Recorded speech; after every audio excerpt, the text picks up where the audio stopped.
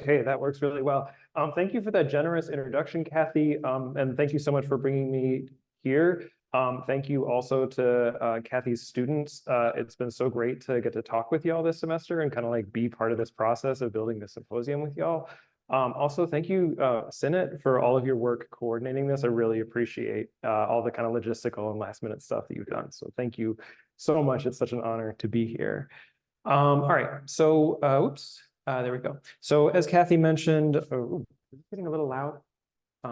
Okay, cool. As Kathy mentioned, this talk is based on this book of mine, Composting Utopia. The book is based on 2 years of field work across the rollout of municipal composting in New York City, plus another year on the ground, plus another like 6 years of having fallen in love with one of my field night sites and not really being able to leave.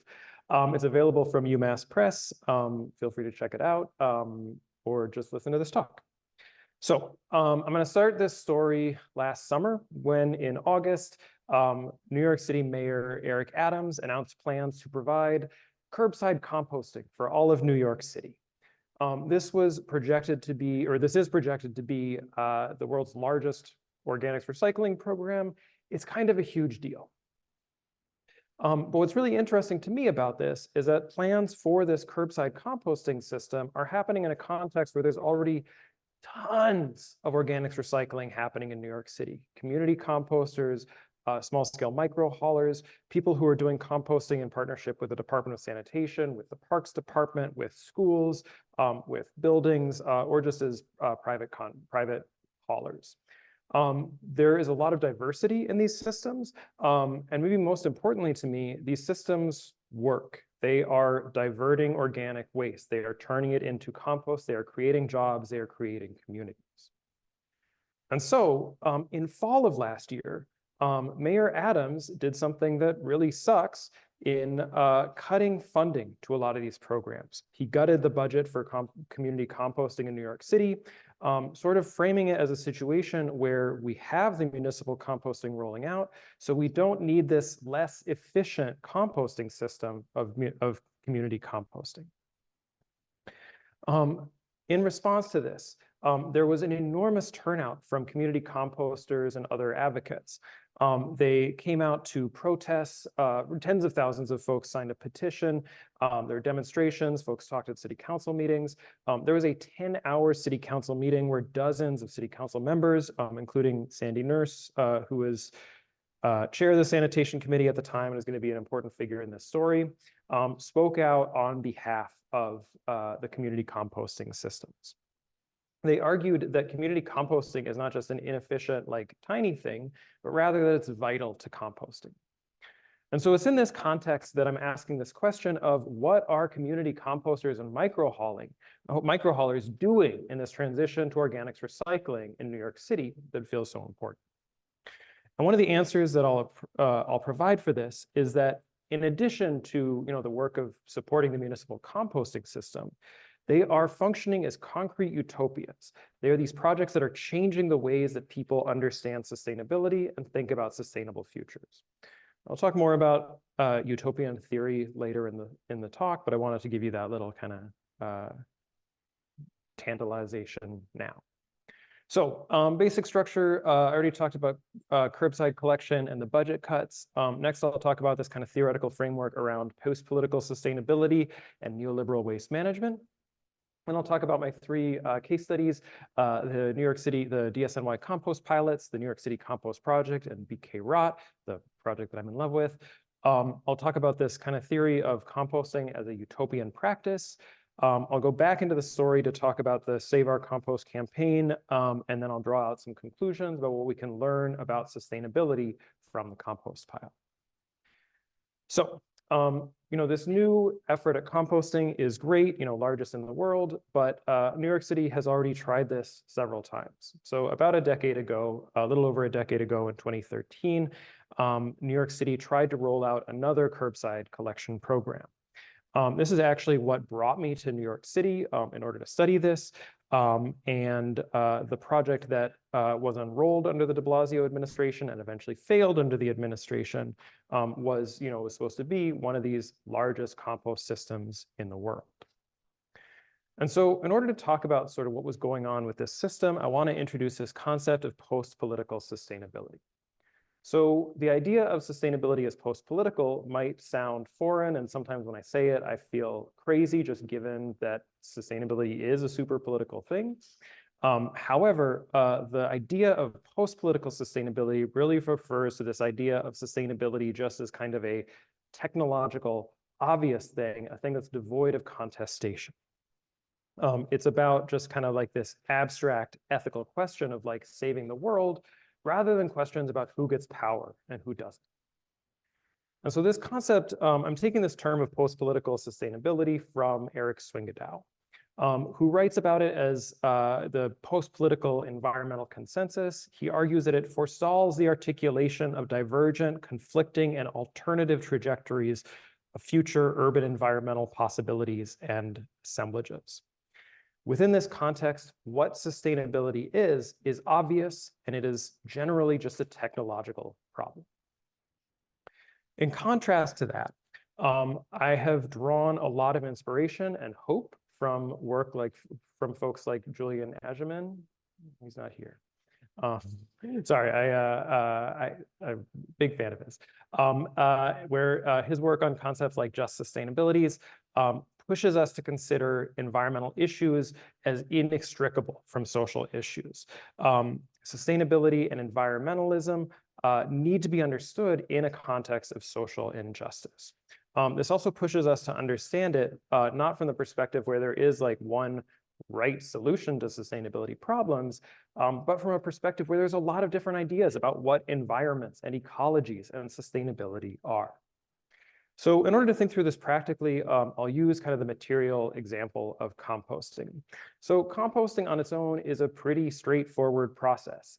It's just a thing where you take some organic material, put it in a pile or a row or a box, and do some stuff to it, and eventually it turns into humus, into soil. People have figured out composting all over the world, all throughout history. There are so many different stories about where compost comes from. It seems like pretty much every culture has a version of composting. Composting today, generally in the US and kind of, I guess, the West more generally, global North, I don't know how we want to frame it, generally is understood to come from the work of Albert Howard. Howard was a British agronomist working in the early 20th century. He was studying with farmers in India and learned from them about this method of composting, which he called the indoor process, that allowed them to take organic material, return it to the soil to create healthier soil. Howard advocated for composting as a way of living in harmony with the soil. It was this really abstract set of values where composting was kind of like good for the earth. It had sort of a spiritual relevance.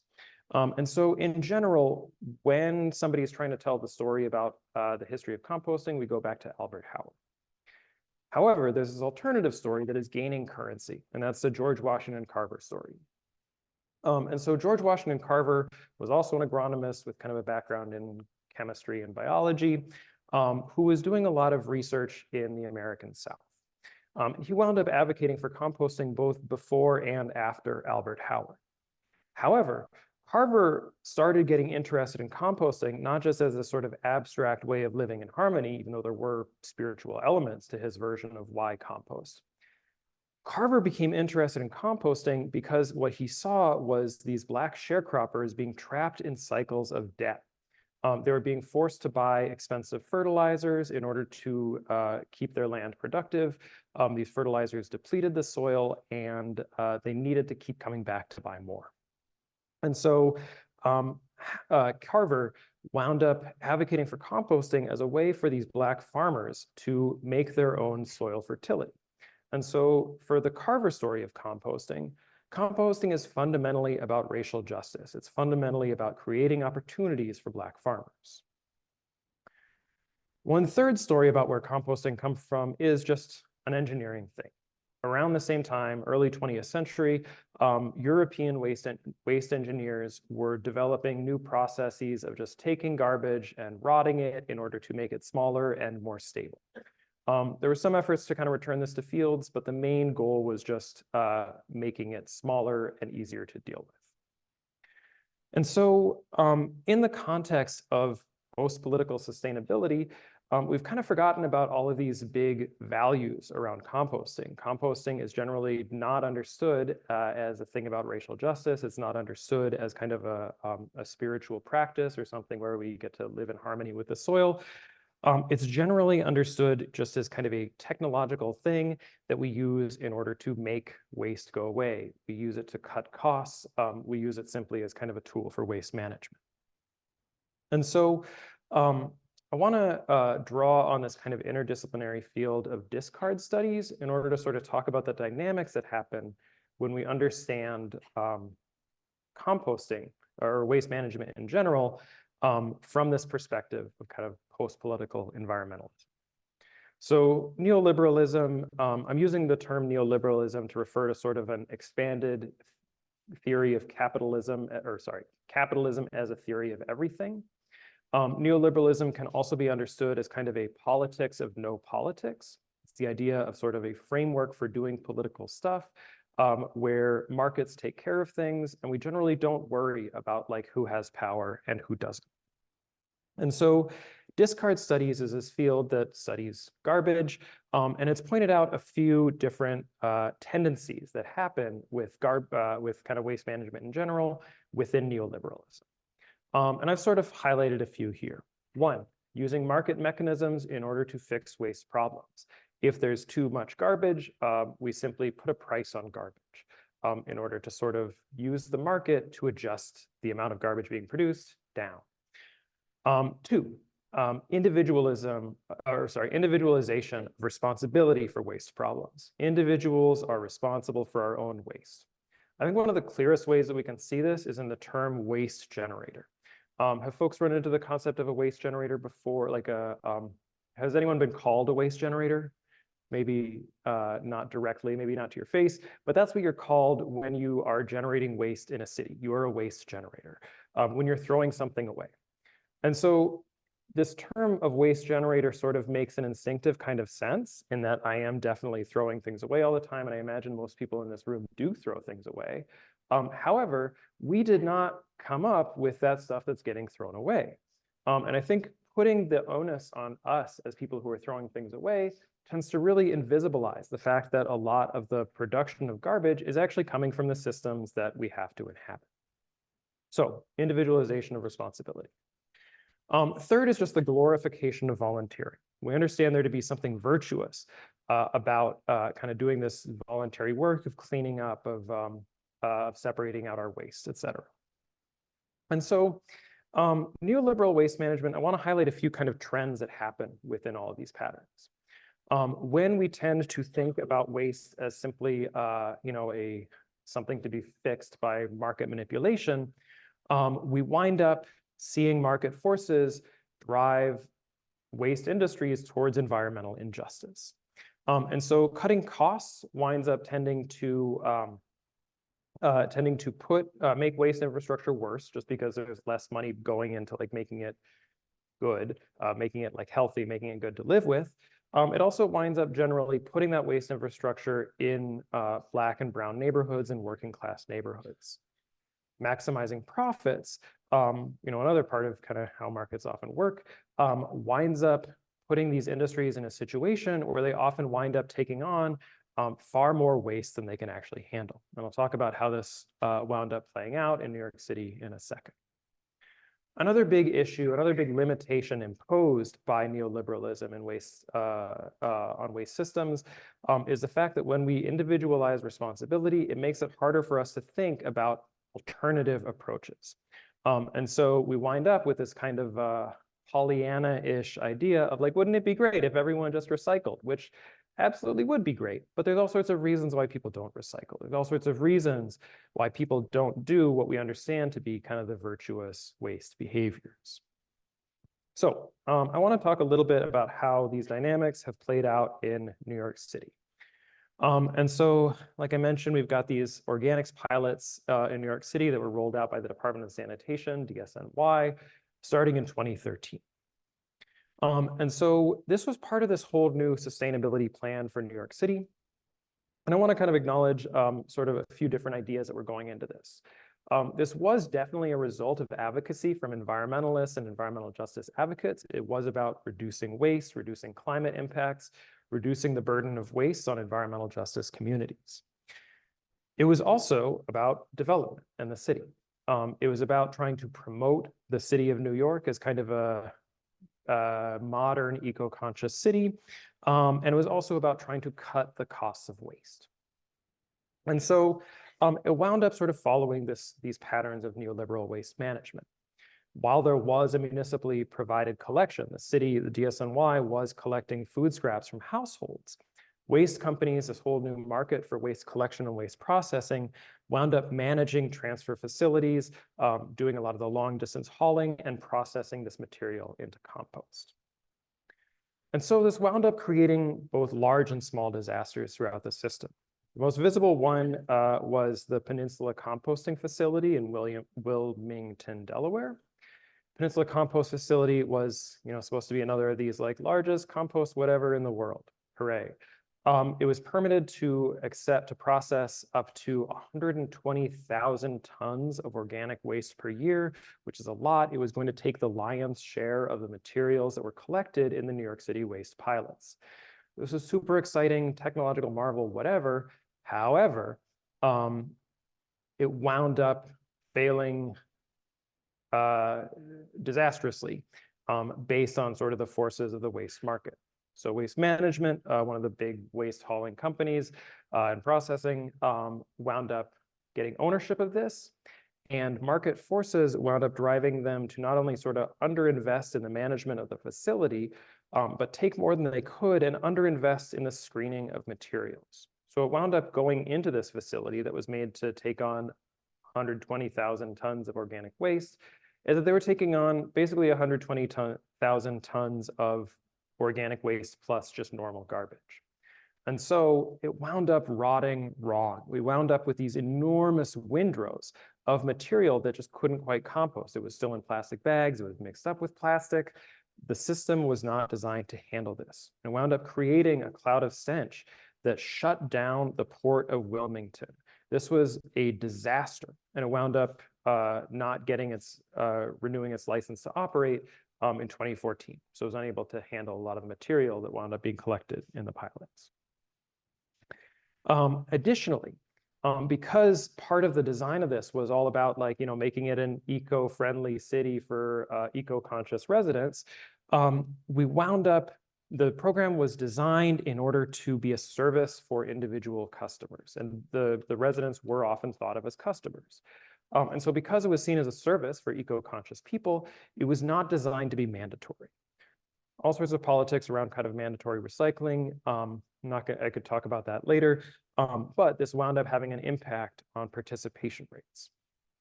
And so in part because of all this, and in part because the value of the program was really set around how much it could save, because of the neoliberal waste management, we wind up seeing an end to this program really early on in the COVID pandemic. When COVID hit in 2020, the city, within, I believe, a month, wound up shutting down the compost collection and just kind of saying goodbye to that dream. I don't want to dwell on this for a couple of reasons. First off, the Department of Sanitation pretty much stonewalled me within all of my efforts to get in there and understand what was going on. So I can't speak too much about the motivations of what was going on here. I've mostly been using this sort of as a background to talk about these things that I think are more exciting. The other thing that makes me not want to dwell too much on this is that it's really boring to talk about neoliberalism as a problem of everything. Yes, we know it's a problem. For those of you who are in social science, we've probably talked about it before in every single field. So I draw a lot on J.K. Gibson Graham, this pair of economic geographers who've done really amazing work. And one of the kind of methodological principles that they espouse is that it's important to look at the alternative economic forms that are happening everywhere. There is no just pure neoliberal capitalism. Everywhere there are alternatives, kind of embedded or right outside things. And so I've been using the term experimental infrastructures to talk about the systems that are managing these. Experimental infrastructures are places where people experiment with different ways of organizing and connecting their worlds. Okay, so first I want to talk about these in the New York City Compost Project. This is a small program funded by the Department of Sanitation that was doing training and education, as well as funding a few compost drop-off sites and compost processing sites. It started in the 1990s in order to manage an even earlier set of compost pilots, and it continued basically until last fall when Mayor Adams gutted the budget for it. I'm not going to go too much into this because I'm running low on time. One of the main goals of the New York City Compost Project has always been to create a culture of composting in New York City, teach people why it's important to compost, address what's known as the ick factor, get people over being like grossed out by compost, make people want to compost. And so I want to offer a few examples of sort of what this looks like in practice, a few of these different, and there are over 200 sites in the New York City Compost Project, over 200 community compost sites that are operating at small and large scales. A couple of the larger projects, one is the New York City Compost Project hosted by Big Reuse. This is a project that's tucked under the Queensboro Bridge in Queens, really sort of hidden away. It was processing about 500 tons of compost per year until it got defunded. It was running pretty much based on just kind of advanced composting technology. It was, you could easily run with just like one person managing everything. Usually there were like 3 people kind of on call to work on things, but it was mostly just, kind of mechanical processing of this stuff. Kind of on the other side of the spectrum in terms of how much labor went into it is earth matter compost on Governor's Island. This is one of the more visible parts of the compost project. It likewise composts a ton, 750 tons of food scraps per year, but they rely a ton on volunteer labor. And so they've got some equipment that's used to like process the compost, mix it, all that stuff, aerate it. They mostly rely on volunteers to come in and build these windrows. And so there is a ton of work that's done by people from outside the project who can kind of come in and witness this system working. On the other end of the spectrum in terms of size, we have projects such as Compost for Brooklyn, which shut down, I think, with the pandemic. It was a very small scale operation processing about like a few pounds of food scraps per week. However, it was also like the sweetest little place. It was really close to my old house when I was living in Brooklyn, kind of just on a street corner in Kensington. And it was a hub of social activity. People would just kind of come in and drop off compost. Parents would kind of let the folks there babysit their kids. It was a place for kids to hang out safely. It was just kind of a little part of the community. And so I'll skip that. One thing that I think is really important to sort of hold on to here is that these are projects that are meaningful and valuable to people across New York City. These are built in neighborhoods kind of in response to people's aesthetics and interests. They respond to the needs of people who live here. Because of that, people care about these programs. Like I mentioned, there were a ton of people who turned out for these protests. People turned out in order to defend these projects. However, they also, are meaningful to the Department of Sanitation. Ultimately, these, they were funded, many were funded by the Department of Sanitation, and so they also wind up kind of serving this goal. Lily Baum-Pollins, author of Resisting Garbage, another discard studies scholar, said in a recent Guardian article on the closure of the compost program that these are the organizations that taught New York City about composting. They really are the people who like made people think that compost is actually a good idea. And so in part because of this role within the Department of Sanitation, a lot of these community compost sites are limited in terms of what they can do. One of the big limitations on these is that they are unable to charge for drop-off or for finished compost, meaning that they mostly rely on volunteer labor. So, I was just complaining about capitalism like 5 seconds ago, so it might sound weird that I'm complaining that you can't charge for this stuff. It seems on the surface like saying that you can't charge for drop-off or finished compost is like an anti-capitalist thing. We're keeping dirty money out of compost. That sounds like a good thing. However, that also winds up privileging certain kinds of relationships with waste, certain kinds of exchange, certain kinds of economy over others. So Sandy Nurse, who I'll talk about more in a second, she responds to this thusly. She said this in an interview. It's very reinforcing of like, who has the time to do that? I mean, a lot of people do, and that's great, and not all those people are super privileged, but there are a lot of people who would, if there was just a little bit of support for them to do it. And so the last project I want to talk about, BK Rot, is sort of what happens when we try to provide that just a little bit of support. BK Rot is a bike-based, youth-powered composting service in Bushwick, Brooklyn. I've been serving on the board of BK Rot for the last 6 years, so I say that phrase like in my sleep all the time. Bushwick, just as a little bit of background, is this neighborhood in North Brooklyn. It is historically a largely Latinx and Black neighborhood, working class neighborhood that has been seeing violent gentrification over the last 20 years. And so we can see from these graphs, increases in rents, decreases in the number of Black and Latinx people living there.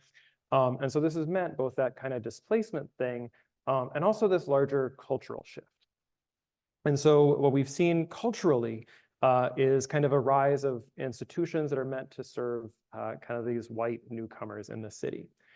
This is on the right here, sorry, is this crochet mural that caused a huge kerfuffle back in 2015 because it just felt like kind of the whitest possible art that could be put in this neighborhood that was historically very not white.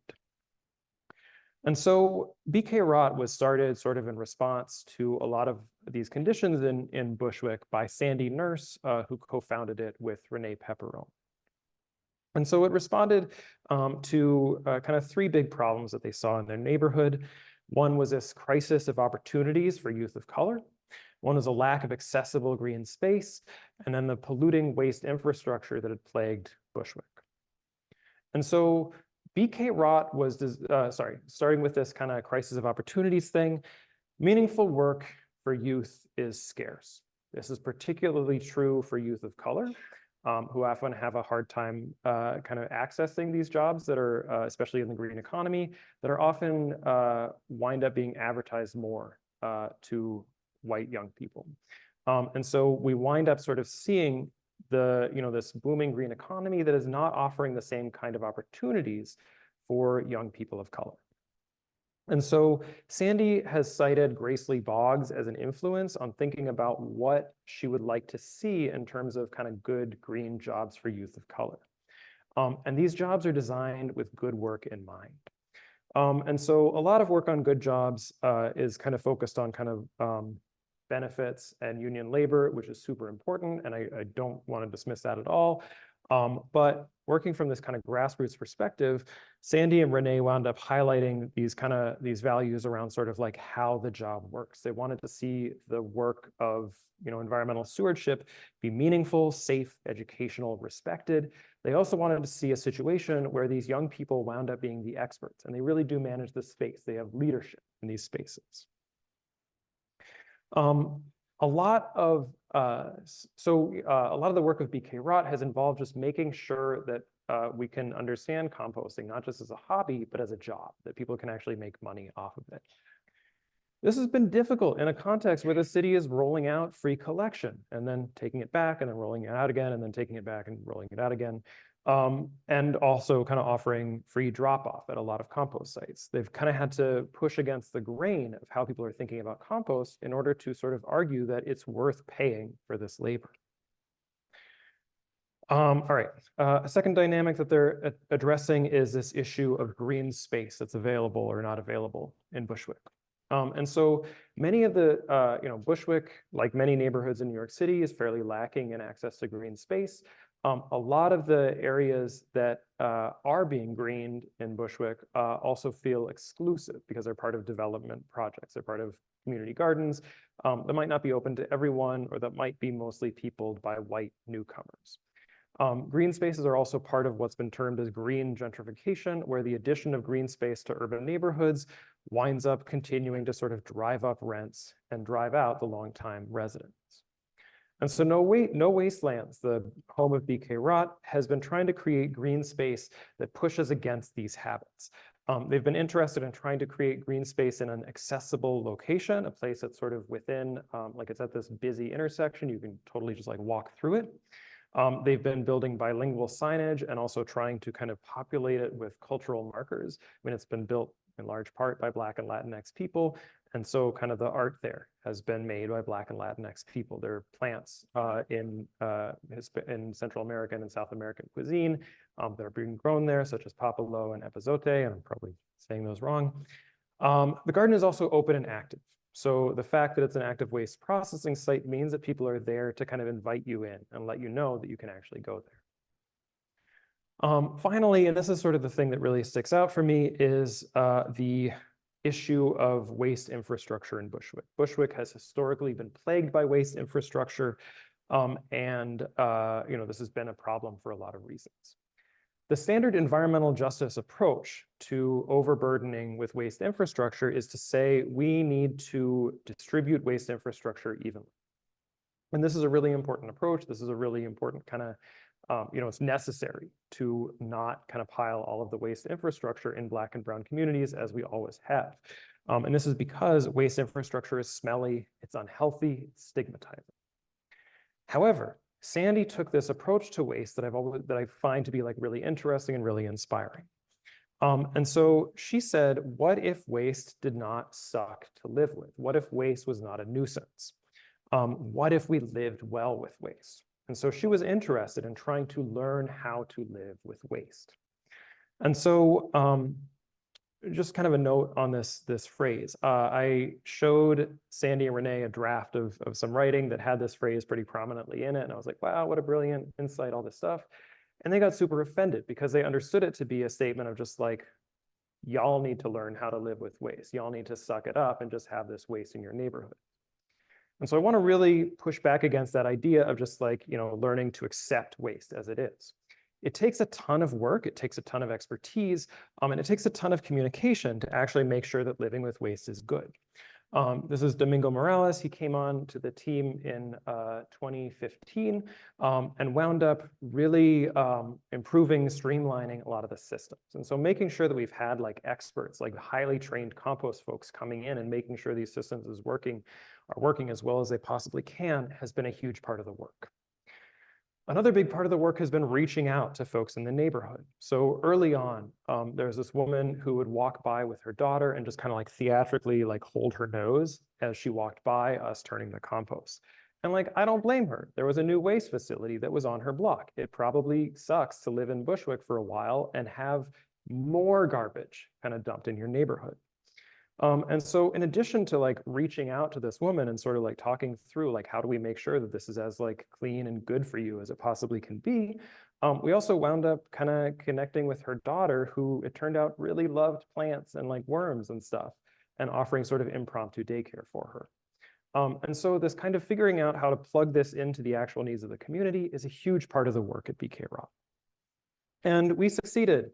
We were called, whatever, the prettiest dump in town by the Brooklyn paper. We actually managed to make it nice. So kind of a theoretical takeaway is around this kind of idea of utopia. So I want to go back to neoliberalism. I want to kind of stick with sort of a paranoid reading of this for a second and draw on the work of Samantha McBride. Samantha McBride is a wonderful discard studies scholar who has also been in the belly of the beast working for the Department of Sanitation for a long time. And she has this excellent book, Recycling Reconsidered. If you are interested in waste management, definitely check it out, where among other things, she's very critical of kind of small scale reuse enterprises. And so she writes that these projects, while they are doing some good in their communities, they're also deeply insufficient to address the problems of solid waste. They are not materially changing the way that waste is flowing through Black and brown and working class communities. And so she kind of calls out this romanticism of the grassroots. Are these projects distracting from the actual, problems of waste and other possible avenues of action? This is a really hard thing for me to face, kind of coming from like a punk background and loving grassroots projects. And so I want to restate that initial question, like, what is the role of these projects within neoliberal waste management?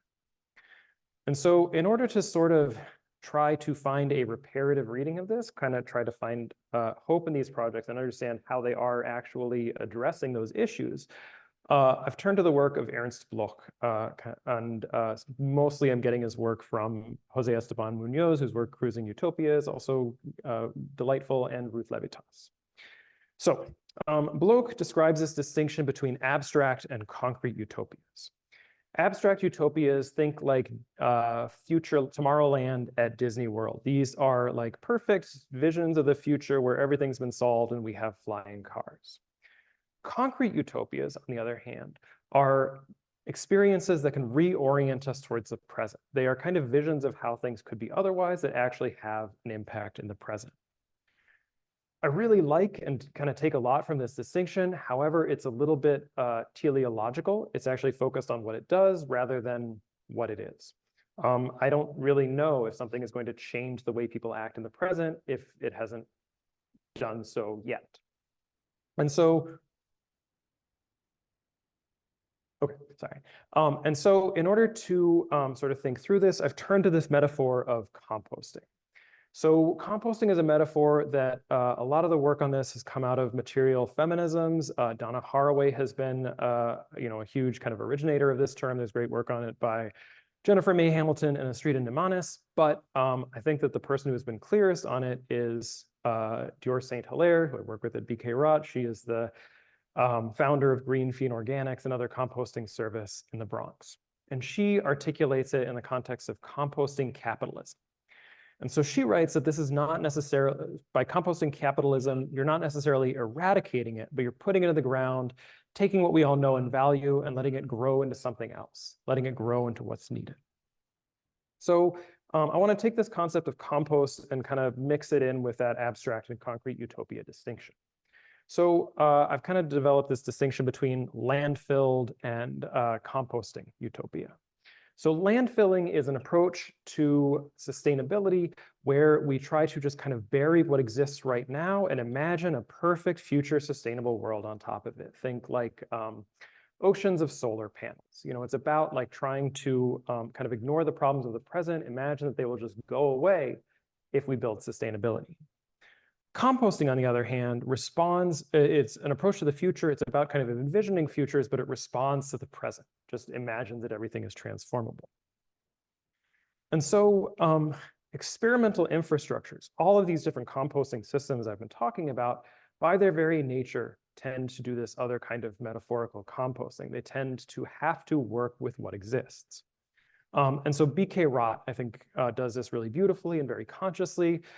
Renee said in an interview, permaculture is about balance. We're part of a larger system, a race and class system that's out of balance. And we're expected to create balance in this system.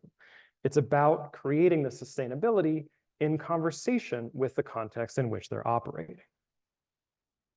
This is a central part of the just sustainability's approach. And so Ajamin, Bullard, and Evans write that a truly sustainable society is one where these wider questions of social needs are integrally related to environmental limits. And so sort of by nature, experimental infrastructures are always going to be composting their contexts, demonstrating that just sustainability are possible and that they can respond to present conditions. So just in the interest of time, I'm going to actually skip this section real quick, but I can talk about the Save Our Compost campaign if we want. Actually, no, I will highlight one thing. So there was a lot of really active organizing that came out of that came in response to the cancellation of the compost program in 2020 with the COVID pandemic. One of the big things that came out of this was a sort of refreshed interest in composting. Sandy Nurse, now a city council member, was a really big figure in this. And one of the reframings that was offered was composting should be mandatory. It's not just kind of a nice thing that people can do. It's something that we all need to do for our city in order to reduce the burden of organic waste in the waste stream. And so there was a change in kind of the understanding of compost that came out of this organizing. Okay, so I want to draw a few conclusions real quickly. So to go back to that original question, what are community composters and microhaulers? doing in the transition to organics recycling in New York City, I would say that they are trying to build worlds. They're functioning as experimental infrastructures, building worlds where waste works differently. A few different ways that we can see this. One is they are worlds where people practice new ways of relating to waste. And so this is sort of that kind of building a culture of compost stuff that the Compost Project is doing, allowing people to not be disgusted by it, but it's also offering space for kind of creative relationships with waste. And so we can see people finding beauty in the compost pile, like in these discarded flowers, having fun with the grossness of waste, or even finding this kind of real emotional connection with this. And I'll leave this comic strip up at the end so you can read it, but it's really wonderful. Another thing that's going on is that people are building new social worlds with waste. People are building social worlds both within these composting systems and across these composting systems that can do the work of composting and do the work of fighting for composting. Finally, they are changing the terms on which these formal systems are operating. They're offering new meanings to compost. They're kind of bringing just sustainability into the conversation about municipal composting. And then I want to kind of go a little bit broader and think about what compost can teach us about about sustainability. So projects that kind of take on that landfill sustainability approach, where it's just about kind of perfect future worlds where all of our sustainability needs have been met.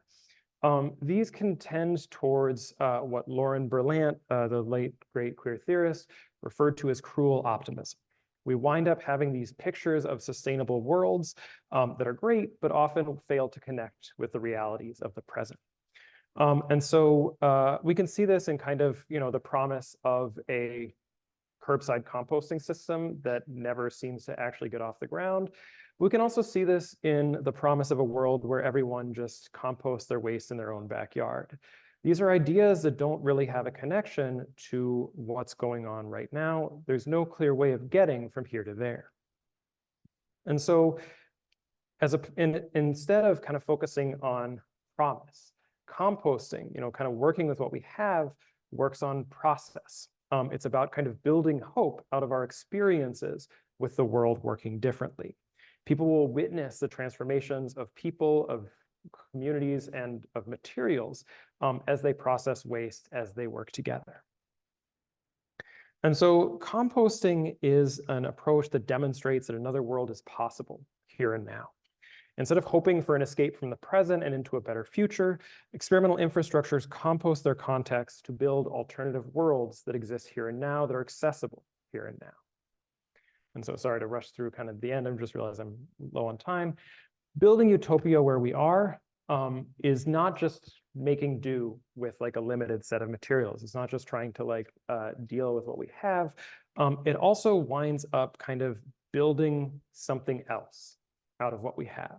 And it can expand our infrastructural imaginations for just sustainabilities that kind of work within the present context. So that's it. The end. And I'll leave this up.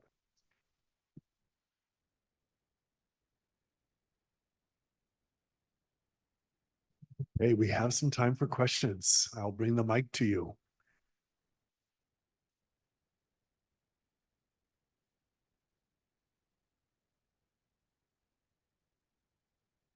Hi, thank you for the lecture. It was super insightful.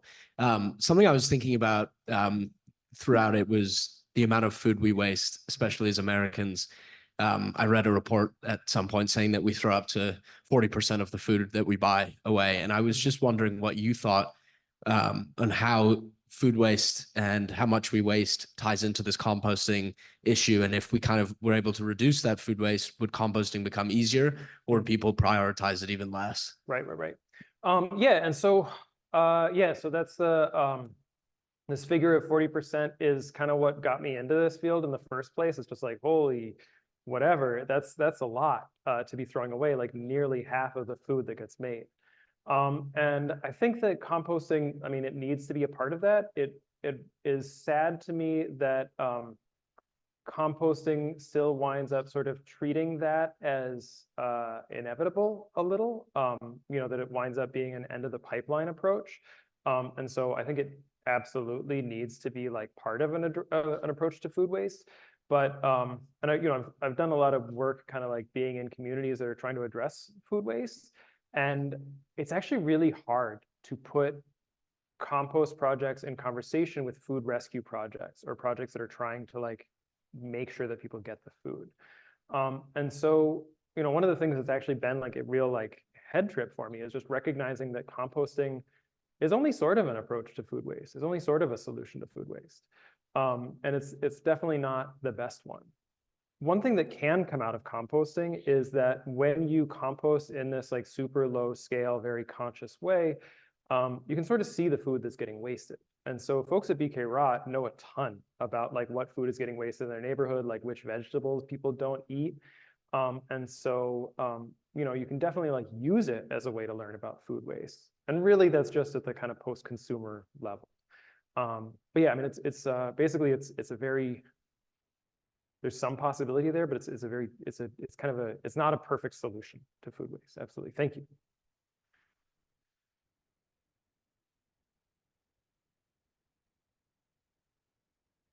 Thank you. Lots to chew on here. And like you, I kind of like am disconcerted by some of the challenges to grassroots type of efforts.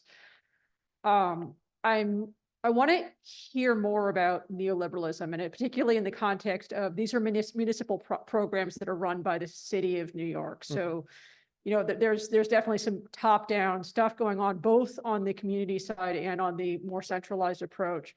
And I'm curious what James E. Scott might have to say about this if we talk about legibility as opposed to neoliberalism.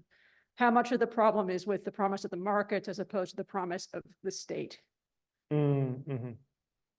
Yeah, I'm honestly, so I would say that I definitely don't, neoliberalism is a useful way for me to understand like a lot of what's going on here. And I think that a lot of the issues that are here can really be understood well in terms of like, how market mechanisms wind up forcing things. And the fact that instead of building infrastructures that are kind of like state run to haul and process stuff, we've wound up really just creating a market for that kind of creates kind of a tendency towards lowest common denominator for a lot of these services, or for the services of hauling and processing and all that stuff. And so I think that there absolutely is a space that like where like a lot of these problems can be seen as issues of neoliberalism, and this is particularly through like the devastating role of like waste management and other waste companies there. I don't think it's like a full answer to the problem. It's more just kind of a heuristic that I've used partly just because I'm very familiar with it as like a term for understanding things. So I'm sorry, that wasn't much of an answer, but it's an interesting question and it's useful to think with.